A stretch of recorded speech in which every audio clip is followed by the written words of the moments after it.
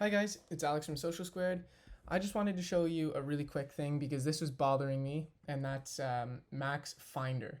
Now, coming from Windows File Explorer, their File Explorer is infinitely better, but something that annoys me beyond belief is the fact that I can just have files laying around wherever. And these files, if I make this window smaller, will actually stay there, and then you can't find them because you have to scroll over. Okay?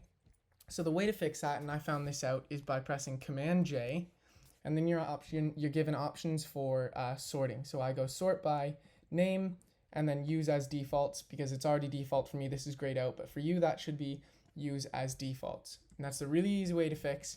All of your folders will now sort to names, or they should do. And if they don't, Command J, you go sort by name and use as default. It's already default. Perfect. I hope this helped you. Thank you.